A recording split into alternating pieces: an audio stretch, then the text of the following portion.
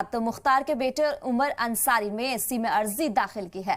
आपको बता दें कि पेशगी जमानत के लिए उमर ने सुप्रीम कोर्ट में अर्जी दी है। अब इस मामले पर कल सुप्रीम कोर्ट में सुनवाई होगी। गैर कानूनी तरीके से जमीन पर कब्जा करने का मामला है। उमर ने हाईकोर्ट में भी यहां बता दें आपको कि अबूरी जमानत की अर्जी दी थी। तो इलाहाबाद हाईकोर्ट ने 13 अप्रैल को अर्जी खारिज कर दी थी।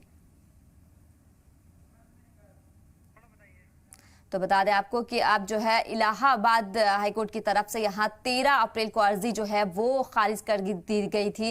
गैर कानूनी तरीके से जमीन पर कब्जा करने का मामला जो है वो है यहाँ पर। तो एससी में जो अर्जी मुख्तार के बेटे उमर अंसारी ने एससी में अर्जी दाखिल की। पेशगी जमानत के लिए उमर ने सुप्रीम कोर्ट में अर्जी दी थी। अब इस मामले पर कल सुप्रीम कोर्ट में सुनवाई होगी। गैर कानूनी तरीके से जो है वो जमीन पर कब्जा करने का मामला है। उमर ने हाईकोर्ट में भी अबूरी जमानत की अर्जी दी थी यहाँ पर, लेकिन इलाहाबाद हाईकोर्ट ने 13 अप्रैल को इसे जो है वो खारिज कर दिया था।